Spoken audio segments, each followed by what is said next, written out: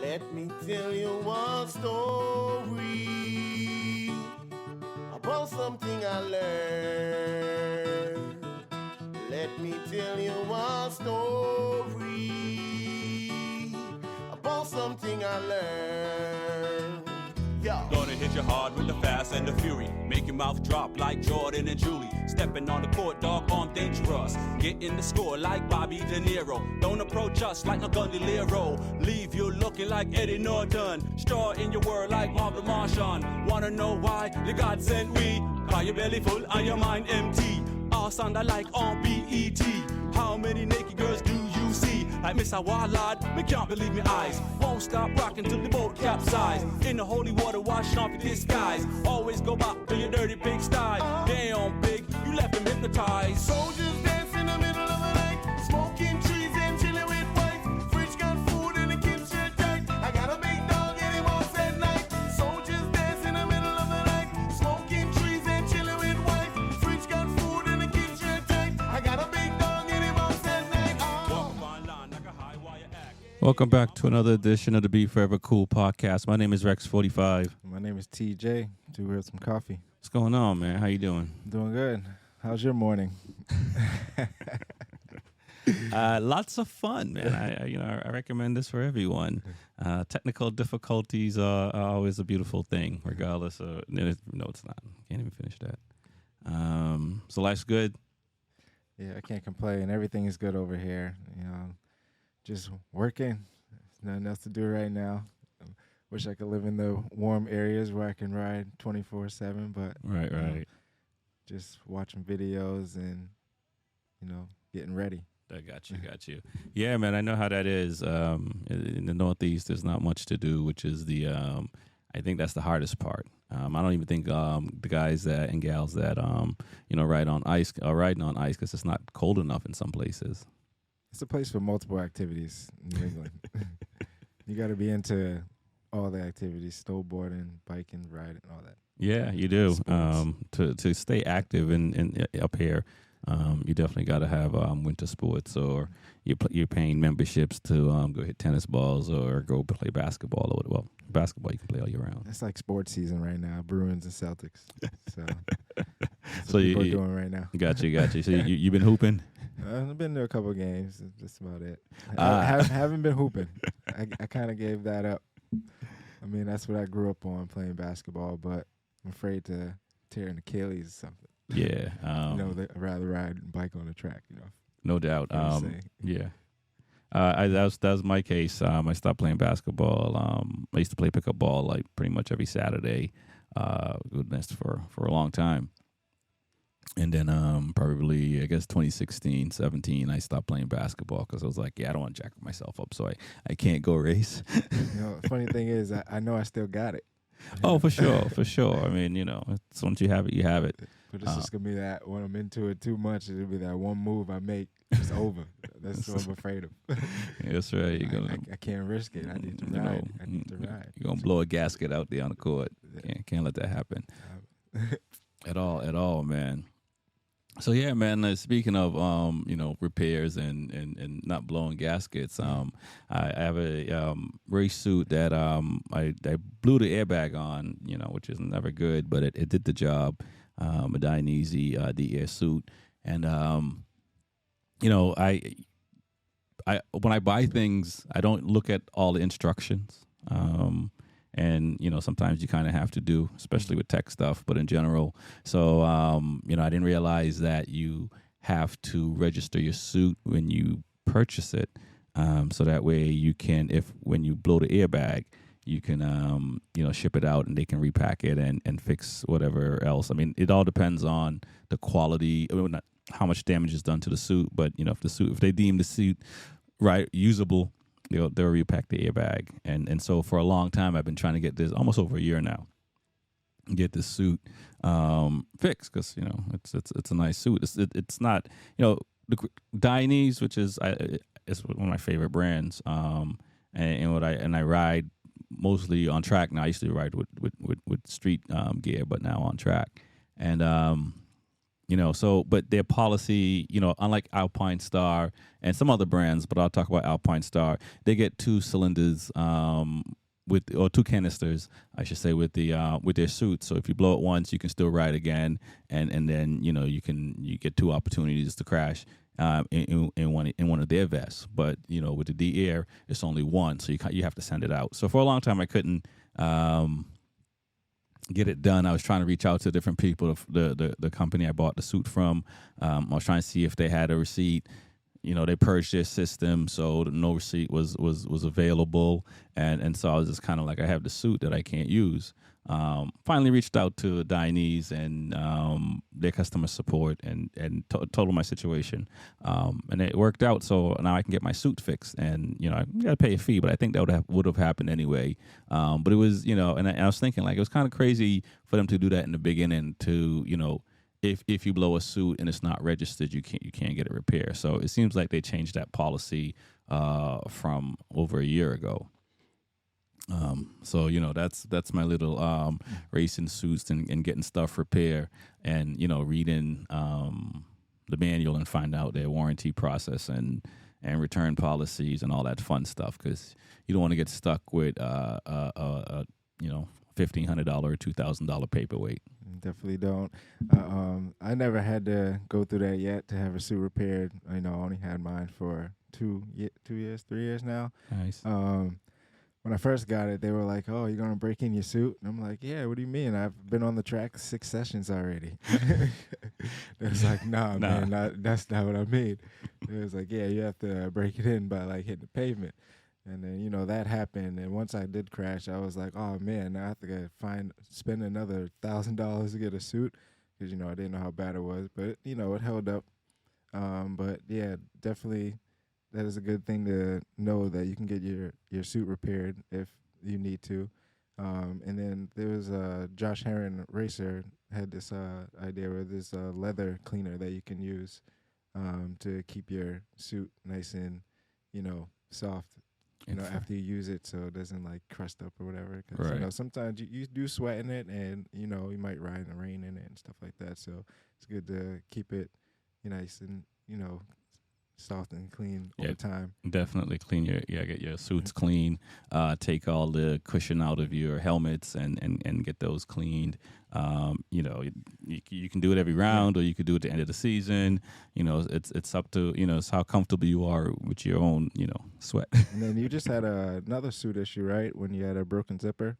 Yeah, I got suit issues. My current suit, my main suit that I use, like the last round, broke the zipper, and so now I have to go get that fixed as well. So I'm shipping one suit out to get repacked, another suit gotta get the zipper fixed. So what does that mean? You got to have a few suits, people. That's what it comes down to. A few sets of rims, a few suits, a few replacement handlebars. You got to have parts, right? Yeah, I'm working on my second suit, actually. Going on to my. That's right. You're getting custom. Round, so we'll have to do that because. My original suit has seen some work. Hey, listen, man. You see riders out there, a lot of suits. They do the job, and that's the main part. Yeah. You know what I'm saying? It does the job and keeps us pretty safe from our own antics. But yeah, that's a good thing. So I'm gonna have to register that suit. Once it's purchased, make sure. Yeah, for sure. I mean, if it's Dainese, if it's a custom suit. Make sure you understand, the policies of the companies that you're dealing with, because, it's important. Yeah, my suit is not it doesn't have an airbag in it. So like, I don't know how to get that service. Like, if it ripped or something, I'm sure they have a. Yeah, I think, you have it's not just for like the airbag, Yeah. You got an Alpine suit and definitely, whatever their policies to get them repaired and all that, because you might ship your suit away and it might take you months before you get it back, depending on how busy they are. But yeah, that's what's happening there, man, with the suits. Yeah, man, suits are pricey, but yeah, gotta invest in more than one. Yeah, and sure. and just to reiterate about having 2 helmets, extra set of gloves if and all these things cost money for sure. Online there are a lot of places that you can buy used stuff, so that does help if you and somebody else are the same size that's selling something at that moment. Same thing with parts and stuff like that. There's definitely people out there selling their parts or parting out their bikes and stuff like that. So you can get a lot of parts. You know what I'm saying? A lot of tuning parts and all that. So, the internet is a beautiful thing, and it's also a crazy thing too. But we won't talk about that on this show. So let's talk about tuning. If you want to tune your bike for folks out there that are into tuning or thinking about getting into, they put the exhaust on their bike, they got their air filter on, they may want a slipper clutch, well, they may want a slipper clutch too, but a quick shifter. Now, with your street bikes, have you tuned your street bikes? Have you done mods? Are you the type of person that buy the bike and just ride the bike, or do you like start pulling pieces off? Well, my first bike was the Suzuki GSX-R 600. It was an 05, so it came with the full Yoshimura exhaust system. So I was really okay with that because it had the full performance. Mm-hmm. You go through your phases when you start riding. Some guys are the sticker bomb guys, where they do no performance and just put stickers and make it look cool. Right. But yeah, I did a couple of little upgrades, like levers, and I had the exhaust and like rear sets. But I didn't really do much because I didn't really know much. But yeah, the best thing probably to do is like to set up your suspension for your weight. Did you do any tuning or changes when you street riding? My first bike, technically my second bike, but first bike I put like 10,000 miles on. I did a full exhaust and also got the package that came for tuning on that bike. I did a slipper clutch, but I change parts, cars, bikes, computers, whatever it is. I'm always trying to make it better and faster. But my first race bike was already built, so I didn't have to do anything to that. I think that had a dyno jet, like a piggyback system on it. It was a SV650, and that was no quick shifter up or down or anything like that. But that was a nice bike. Now my second bike, the R6 07, I did a up and down quick shifter, auto blip. I had my ECU flashed, so I didn't go with like a dyno jet or a Bizaz system. But that's just getting into, I think, racing later than most, and ECU flashing was just starting. To my knowledge, was the start, and not a lot of people were flashing their ECUs at that point, and not every bike you can flash the ECU on. Yeah, so I used to hook up my cars and make them faster. But when it came to bikes, I thought it was, already fast enough. And I don't know when the quick shifters came into play, but I didn't just rode my bike as it was. I didn't really put any performance in it. I did change the shifter to GP shifts.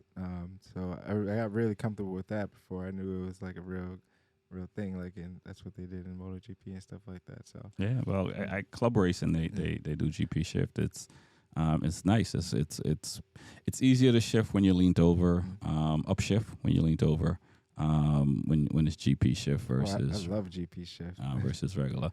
And if you've raced with the standard shifting, you'll know. And then my first race bike was already basically tracked out. So yeah. so yes, didn't have to really do much performance to it. Right, and that's the thing. I mean, if you're gonna when you're tuning your bike, you just got to figure out what the options are out there. And if you're gonna build a race bike, maybe you figure out what the options are before you purchase the bike, even so that way there's no surprises. Because even my last bike, if there's no technology out there to upgrade your ECU. There's not much you can do from there. I mean, you can look at one of these other tuners, and if they have, a package for you, then that will help you. And most race bikes, they do, like the R6, the Yamahas, you know, there's other ones out there, but I'm mostly Yamaha and R6, so I can't speak on the Suzukis and the Kawasaki's, but there's a lot of tuning companies out there, and I know dudes are getting their bikes dynoed and they're making them faster.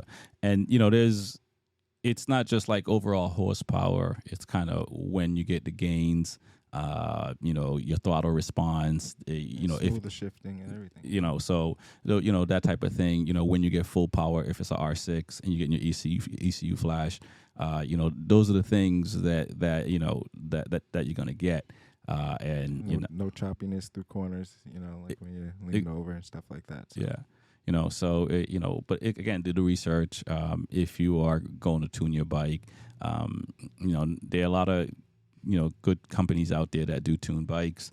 If you don't want to do it yourself, you know, I do some things myself, but I tend to, you know, pay the professionals because, you know, when you're trying to do a lot of things, you can only learn so much. In my case, so I leave certain things to the professionals, and you know, what I can do, I do. Yeah, I wanted to, before I got into the track, I was going to do that to my street bike. I was going to get a quick shifter on it and tune the ECU or flash the ECU. Right. But didn't get down to doing that. So No, couldn't really find many places. I'm sure I could ship it off somewhere, but, you know, Suzuki in the year that it is, it's a little different. No. I'm glad you brought that out because I did say you can find tuners out there. I go all the way to Jersey to get my bikes tuned. And, you know, I've gone, you know, if it's a Ducati, I can go to New Hampshire and get it tuned. We got a friend that has an Indian, and he's taking his Indian all the way down from Mass to North Carolina to get it tuned. I think when you're playing with bikes, and I think with cars as well, you know, if you know, my KTM, I'm working with people all the way across the West Coast. You know what I mean? And so I think that, you know, that is the downside. You know, really good people are not in every state. Well, I shouldn't say it like that. You know, good people on certain products are far away. Some people are, you know, in the UK or in you know, wherever. You know, when you find a tuner that's doing something you like, a person that's doing something you like, you know, it could get crazy. So yeah, you know, I ship engines all the way across the West Coast, or a engine all the way across the West Coast, and you know, that sucks. it you know, but you know, if there's no one on this side that's doing it, or that I've like that I know, because you know, you don't, you know, you can go on search on internet, and you know, you go through the list and you can go through 5-10 pages, and it's kind of like, okay, you know, if you don't see a lot of people, I don't keep going. So, you know, it is that, you know, so. Like I said, my bikes get my R6. They got dyno down in Jersey. You know, it is what it is. My KTM is getting built in New Hampshire right now. You know what I mean? So and then it's going to go to, you know, Schenectady to get the delivery done on it. So I think that, you know, finding tuners and that, you know, the good ones, you know, yeah, you're gonna do some traveling.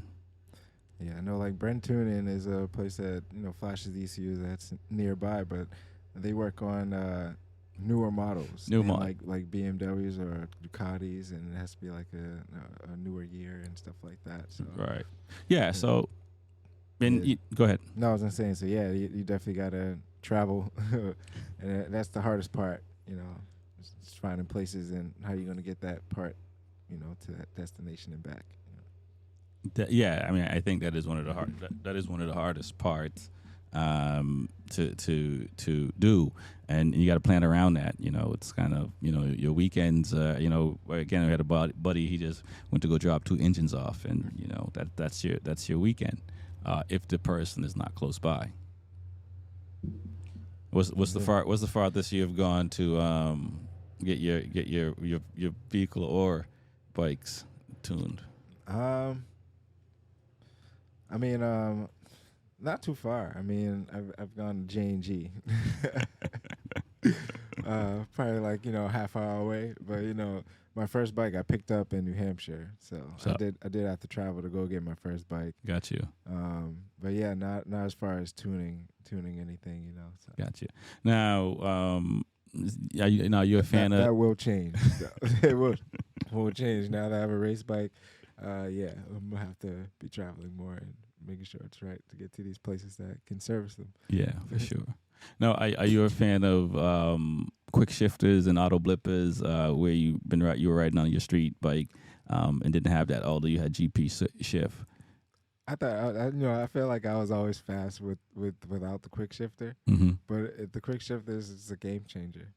But I like the auto blipping, down and up, like rev matching my bike. I Mm-hmm. thought that was pretty fun, and especially when you have time to accelerate, when you can actually do it. But my street bike doesn't have a quick shifter, and my track bike does. But yeah, on the track, I think it's definitely necessary. I know some professional or really good riders who have really fast times that don't have quick shifters. And I have a friend that doesn't have some people have quick shifters that's just up and they have to shift down. Right. So the bike I have has up and down. And how you feel about them? I think they're great. Yeah, same thing. Street bikes didn't have them. Then my race bikes, I put it on, and it took a little bit getting used to, but it did. But yeah, I'm a big fan of it. It's one less thing to think about, when you're riding. I will say, when you ride because my 15 KTM is only up, no down, so I have to use the clutch. So I still, one bike I'm jumping on, up and down, and I don't want to worry about. Next bike, it's like, oh, still got clutch down. It works. You know what I'm saying? When it don't work, it is what it is. I find myself sometimes still, squeezing the clutch depending on the situation. Yeah, I was gonna say I'm glad you said that because now that I use the quick shifter on the track, you come used to it and you rely on it. Yeah. And there's times where I've gone, at a faster pace and tried to, shift, and it'll miss shift or something like that, or try to like be lazy with it and not hit the shifter hard enough, thinking it's gonna go in like butter. Right. So got to get used to the clutch as well. I'm still so used to the quick shifter. Got to get used to the mistakes that the quick shifter can't make. So. And it does make a lot of mistakes depending on where you are. And they have adjustments, right? Because one of the biggest things I've had, if I red line, then I have to use the clutch. If I shift before the red line, I don't have to use the clutch. And but there's adjustments for that. And I was able to get it adjusted, and I'm happy with it. But sometimes, it's not seamless all the time. Yeah. Well, yeah, I like the quick shifter. It's not seamless all the time. I had a few incidents this year actually, coming down the straight, and still trying to figure out what I did. I think I either shifted too fast or didn't do it right, but the rear wheel kind of locked up a little bit. Got you. It jumped back into place where I stayed up, so it was kind of scary, but I'm glad it. So did you have like a false neutral, or what they call false neutral, and then you just, for me, when that happened the first time, I went down a gear, and that's where you get all the compression, right? So you have to go up a gear, and then go back down again. So this is what I do. If it happens to me, I now go up a gear so I don't get that chatter, right? Yeah, I'm going to lose a little bit of drive, but I can always go back down the gear, or I might be in the right gear. And that's another thing is, like, you got to get a check the service, because I shifted down 2 gears and it, like, jumped back up to a gear, and I'm just like, wait, what's going on? And then, like I said, I had the false neutral. I got a video of it. I don't know if we could play it in this, but we could probably play it at this point. But yeah, just got to get used to the way you shift, and the RPMs is very important. Right, that for sure. And getting your clutch replaced is very important. The pro riders are probably getting their clutch done every weekend they race. everyone is going to be a little bit different, depending how you are. But the rule of thumb is, end of the season, you're changing your clutch. You're like, damn, how serious do I want to be doing this? But it's all about safety, right? If you're a rider that's not riding all the time, then maybe not so much. If you're a rider, that's you don't beat on your bike, then maybe not so much. But if you're at the top and you're going to be beating on that bike, you're going to be wringing his neck. Oh yeah. So, that is what it is. For quick shifters and tuning your motorcycle. Which is it's nice when your bike runs the way it's supposed to, or better than it could, because everyone's gonna have a different feel and want different thing. If you used to riding a bike with engine braking, you might want more engine braking than some. There's other people that there's no engine braking.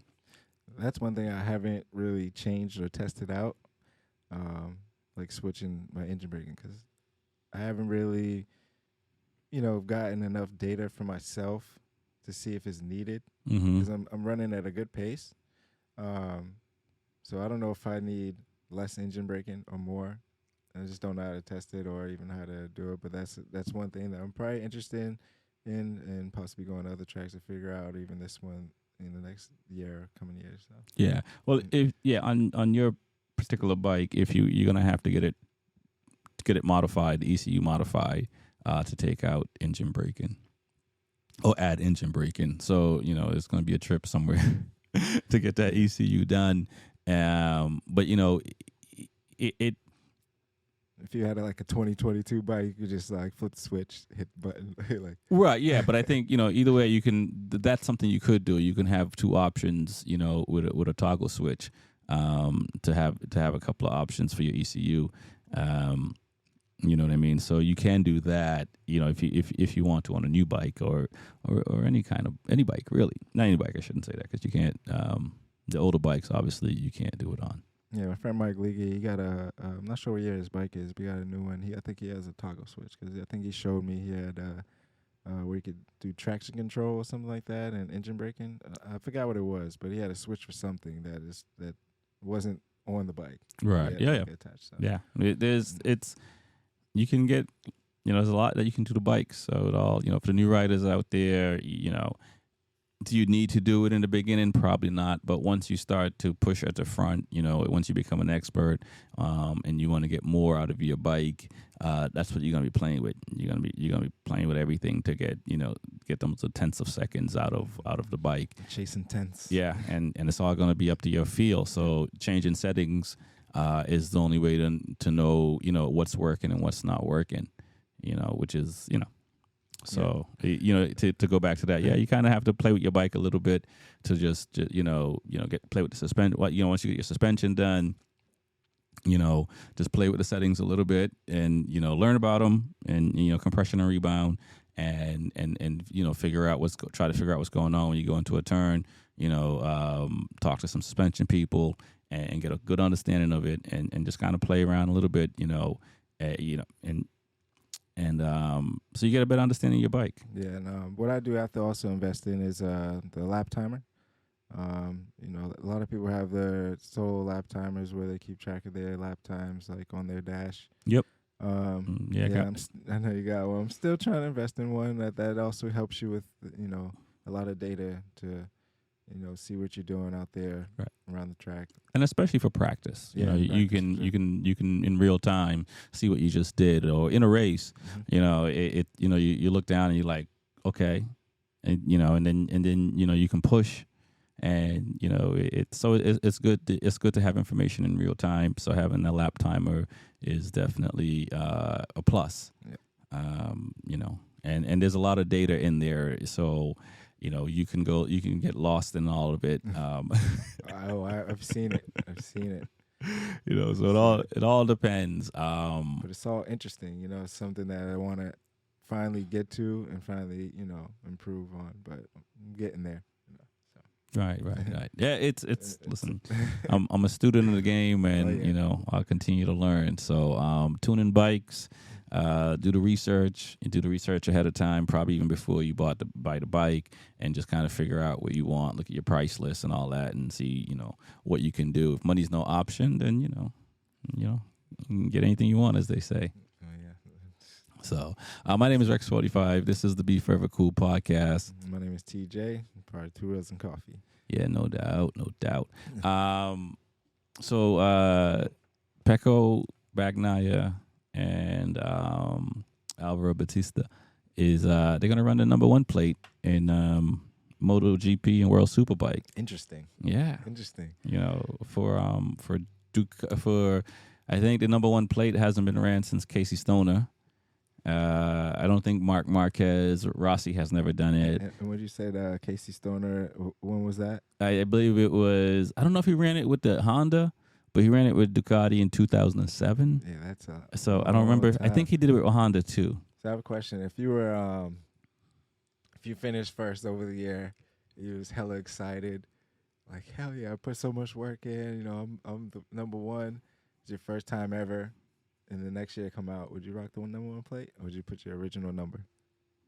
I would probably keep my original number, and my reasoning behind is marketing. It's easy to keep marketing the number. It's like football players. The numbers matter. American football, and so that because you can't see their face. Right. It's the same thing with motorcycles, right? They're under helmets. You can't see the rider, but you know the rider's number. So from a marketing perspective, I would keep my number for marketing. But don't you think the #1 is more marketing as well? Because everyone sees #1. Yeah, but they may think it's a different rider. You know what I mean? They may not necessarily say, "Oh, that means he's the champion of this year," right? But they might want to say, "Who is this rider?" And then if you don't win the next year, then somebody else is going to run the You're #1. be lost in the Right? sauce. Yeah. You know what I mean? So so for me, and I don't know, Rossi hasn't called me lately, so I don't know if it's like a superstition or anything, but like you said, I don't know if that's correct yet. But 2007, since someone has won and actually ran the #1 plate, right. And Pecco is planning on doing that in 2023 season. Right. So. And I don't know how much Ducati, kind of say, hey, this would be pretty cool for both y'all to run #1 because we just kicking the other manufacturers right up the, what. Maybe it's a Ducati because they haven't won.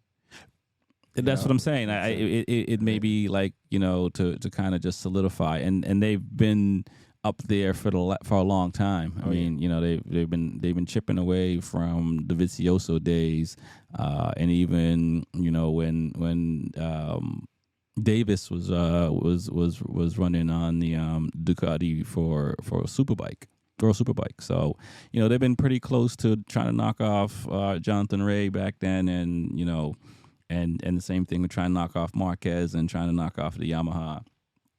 But this is a year that they both done it. So we'll see what happens. Like I said, I mean, some riders do it.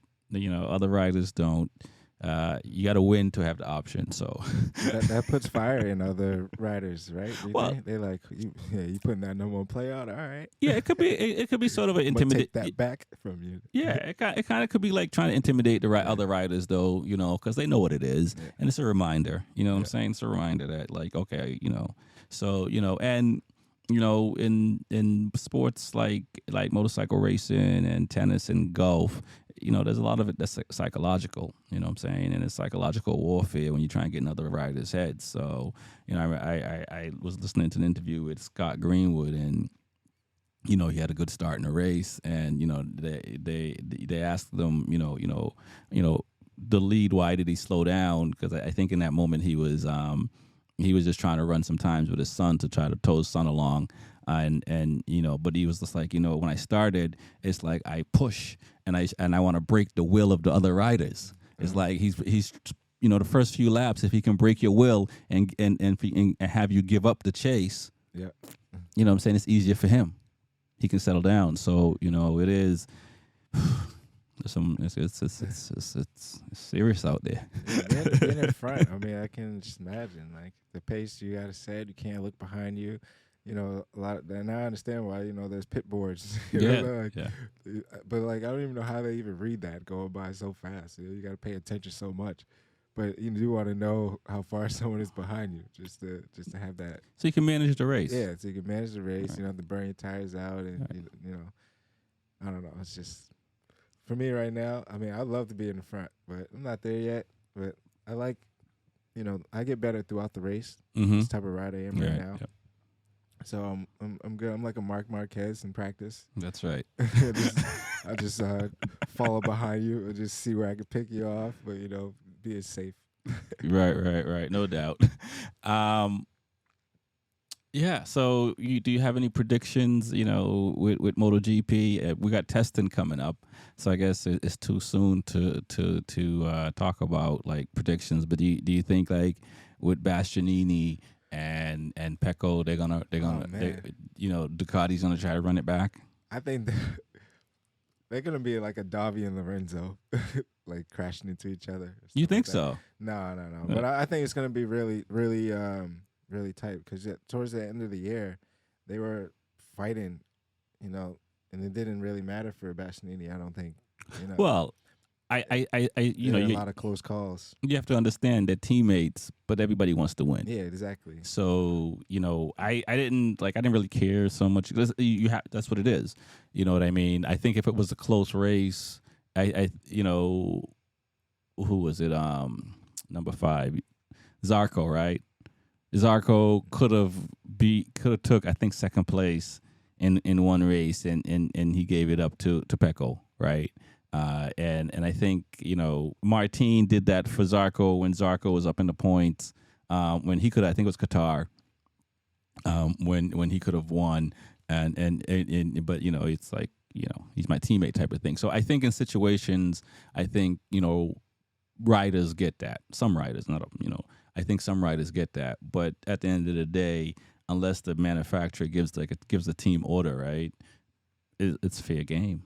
Yeah, I mean, like this past year was a good start to the year. It was like a good hype because there was a lot of riders that had similar times or very high expectations, and like the top 15 riders were separated within probably a second or less. Right. So this year, I think Crazy. it's gonna be it's hard to predict. Pecco is number 1. I think he's gonna be a really good rider. I like Fabio, and I also like Jack Miller. Right. He's on KTM now, and KTM has to have to prove. This is like a year that they have to. I think they have to prove something good this year. Yeah. And, Suzuki's gone, but now Mir and Rins is on Honda. I think Honda is going to be a powerhouse with Mir and Marquez. I don't think so. No. But I don't know. It's just unpredictable. I think it's going to be a good year. Yeah, I will say this is what I think. All right, and everybody should listen to me. No, I'm just kidding. Oh boy. Here we go. I think Ducati with 8 bikes. I think that's an overforce right there. Hey, listen, put your money up, Honda. Put your money up, Yamaha. Facts. Put your Facts. money up, Aprilia. KTM. KTM can do it. So I don't know why they don't have four more bikes. And I love Suzuki. They freaking pulled out. You know what I'm saying? So, and you have to think. Okay, you got Pecco, you got Bastianini, you got Jorge Martin, Zarco, Bezzecchi, Martini.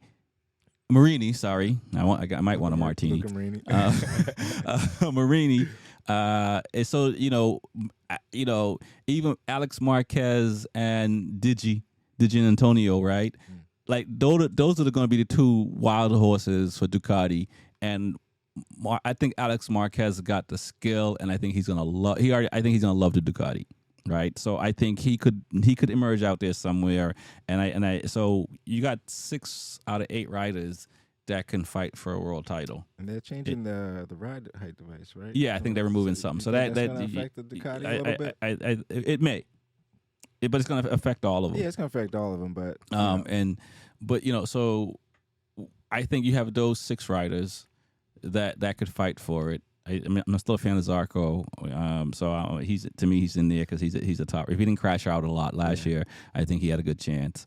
The Aprilias, I think they're going to be there. I think Oliveira can ride, so I think he's going to love the Aprilia. Raul Fernandez, he's learning. But Maverick, and also Elish. You know what I mean? So I think it's going to be. Sleep on Luca Marini.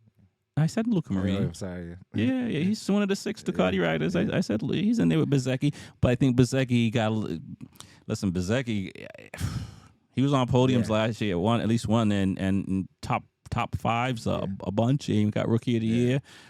You know, I think I think. I had faith in Jorge Martin, but he didn't prove it. But Bezzecchi was very outstanding. Outstanding. When he cried, like you know. So I think he has a shot. And so I think, and then so I said Aprilia and Ducati have their bikes for the most part sorted out, right? They got the best bike in MotoGP last year, Aprilia and Ducati, right? And the Yamahas, you saw the struggles. Only one rider could ride the Yamaha. Only one rider could ride the Honda, right? Yep. You know what I mean? And they were, you know, and you saw their results. And their riders are complaining. Exactly. They're like, I don't know what they're going to develop or what they're improving, but I don't think they're satisfied right now. The riders. Not like at all. The bike's like built for Marc Marquez, so like the next rider is not Marc Marquez. He can't ride the same style. Right. And same with Yamaha. I don't know. Yeah, they need more power. Yeah. They need more power. Now you mentioned Jack Miller. I'm a big fan of Jack Miller. A huge fan of Jack Miller. You know, he could have had more love from Ducati, but he got a lot of love from Ducati. So I'm not going to say he didn't get a lot of love, but he could have got a lot more love. And you know, and I'm going to be KTM. Their bike has been up and down. It's more consistent, but still up and down. And I think if they can get bikes that can qualify well, and Jack Miller can qualify well, they have a shot. Polo Spargro, you know, he has something to prove. He already knew the bike. Hopefully, the Honda didn't give him a bad feel for a couple of years, and he comes back. Ben, like I said, I can see KTM up there. You know, KTM could be up there. Right, listen, I got 3 KTMs. All I know is everyone knows Jack Miller is not shy. So if something's wrong, they'll hear it. And and I'm a fan. Vice versa. So I am a fan of KTM. I'm I have a Yamaha and I guess I have 2 Ducatis. So I'm a fan of those brands. And but you know, that's what it's going to come down to. Now you mentioned the times. You know, and these riders, it is amazing the level these riders, you know, I hear people complain that MotoGP is not fun to watch. Go in person. I'm going to tell you, it's fun to watch, much less on TV. It's fun to watch to me because as a rider, you know your potential and seeing what they could do. And some people like ride at Coda. You know, I don't know what lap times you do as like a regular rider at Coda, but they're doing like 2 minutes. Yeah, and it's just amazing to watch. And it's different kind of riding. It's different kind of skill sets. Yeah. And you know the bikes make you have to ride them differently. So it's not like you can never compare them. You know, World Superbike to MotoGP bikes. Mm-hmm. You know what I mean? Because that's what it is. And it's. Some people like their chicken, barbecue. Some people like it fried. Some, it's just a different flavor. But when these guys are running close, and there's passing and all the fun stuff we like to see happening, it's amazing to watch. I was fortunate enough to go to Mugello and watch it in Mugello, and that's one of the. I've only been to 3 MotoGP races: Assen, Mugello, and Coda. And Mugello is amazing. The atmosphere is amazing. It's amazing to see. So and then to watch these guys on these bikes do amazing things. They make it look easy, right? They make it look easy, effortless. They don't make mistakes. That's why sometimes it could get carried away. Like, oh, this is boring. They're doing some amazing stuff. I think that when you have riders that pull away. And they're riding by themselves. It's kind of like, okay, and if you got guys in the back mixing it up in 6th to 8th or 9th place, it's fun to watch. But we're paying attention to the one up front. Yeah, you know what I'm saying. We're paying attention up front, and I will say this: I've been watching BSB races, and You don't see that much. there's like a train. Yeah, that's what I'm saying. It's Yeah. like it's all just like They all in together. the line. Yeah, It's like they're like So I think MotoGP is some tracks you're getting that where the bikes are more together. Like when they run it like in what am I thinking? In Australia, there off of Phillip Island. Phillip Island. You know, that's when they race there and they're close and all that's fun to watch. Like when Rins won and you saw the battle, all those battles, that's the part that's fun. And maybe that's why they're going to bring in the Saturday race, the shootout or whatever they're calling it, to just give more entertainment and more bang for your buck maybe on a Saturday. I got something for you too. Yeah, so they also introducing a couple tracks, right? Yeah, I think they're doing 21 rounds this year. So like that's gonna play a part too. It's a whole new track. They need to get data. They need to get a whole bunch of stuff. And there's Saturday races. Like this year is gonna be unpredictable. Yeah. I mean it is because it's 21 rounds. Still like Fabio though. So your money's on Yamaha. I can't say that yet. Oh yeah. No, I like I I like Fabio too. I'm not gonna lie. He seems like a pretty cool dude. I don't know him, and but he seems like a pretty cool dude. And he's he won a world title, and he rode his ass off on the bike that he got. And Morbidelli, who's I'm a big fan of him, couldn't do that. Dovizioso retired from doing that. Crutchlow didn't want to ride the older bike because he was testing a newer one, and still was a struggle. And so he was the only guy that was able to ride that bike. So that takes talent when you're the only person that can do something where other guys. Other guys are a second slower, but can get the same thing out of the bike. Yeah, I'm an underdog type guy. I'm not saying he's an underdog, but a lot of people He won world titles, or Marquez or Rossi. They're like, "Yep, that's who I want." So Yeah, I mean, I think it comes to the era also you are when you get into motorcycle racing with who you're running with. You know what I'm saying? For sure. It wasn't him at first. I do have a lot of love for other riders like Joan Mir, Jack Miller, and Fabio. But I like Jorge Martin. But yeah, he's still learning. Yeah, it's that he's a good rider. And I wonder how much weight plays a part because like Pedrosa, like the Yamahas in the later years, he couldn't ride that bike because he wasn't heavy enough to put enough weight in the tires to heat the tires up to run the way he wanted to. So I wonder with him, how much weight plays a part. In getting the best because like one lap he's yeah, no, some of these riders are amazing, good height, but I think Pedrosa he's like what? Oh, he's like 5. I think he might even be he might even be under 5 feet. Yeah, that's tough. Man. So he's fast too, but like that weight, right? So it does, and so with tire temperature and weight plays a part because if it's cold out and you can't put enough heat in the tires, you're not going to be able to ride. So let me clean that up a little bit. I don't, the temperature plays a part in it and weight plays a part in it. So if it's very hot out, then it doesn't matter. But if it's cold out, it tends to matter a little bit more if you can heat up your tires. Keep them heated up. So yeah, man. So that's your So I think Ducati coming out for 2023 is it. But I agree with you. It's going to be amazing and fun to watch. Because these guys are all, within the second of a half from first to last. Yeah, I'm excited for the year, which I'm like they said they're not letting media in for the tests, which is like a bad start. Yeah. We got a lot of new races coming Saturday and new tracks. It's like as a fan, I want to know what's going on. Right, no doubt. From the start of the season, from the test. Exactly, and I don't want to wait to see it on Netflix or Amazon. I want to see it now. So yeah, World Superbike just had their testing. They Jerez, right? Jerez. I don't know how to say that right. Jerez. It depends who you are. Jerez. I think it's Jerez. Any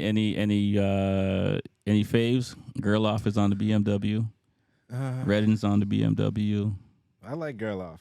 I've always been a fan of Gerloff. I mean, I know he's probably not gonna be first, but I'm a fan of him, and he's on the BMW. See how he does with that. But yeah, Top Rock, he's I don't want to say a favorite of mine, but he's someone that's like interesting to watch, and from the results from the test, he's like the fastest right now. So Yeah, no doubt. and Petrucci is out there too, so it's gonna be interesting. And it says like he's doing pretty well. He's shining. Obviously a little nervous going out there, I'm sure, because it's gonna be a fight. It's like back to MotoGP days for him. Well, I wonder. Going from there to Moto America. I know the pace in Moto America is good, but I think it's just a little more gritty in where he's at now.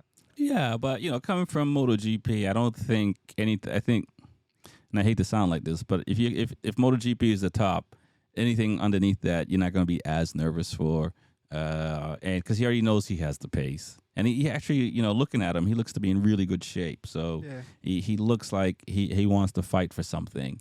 But it's been a amazing story with him. You know what I mean? Coming from a police officer to getting running Superstock to getting into MotoGP and spending I think he might have been MotoGP for almost 10 years.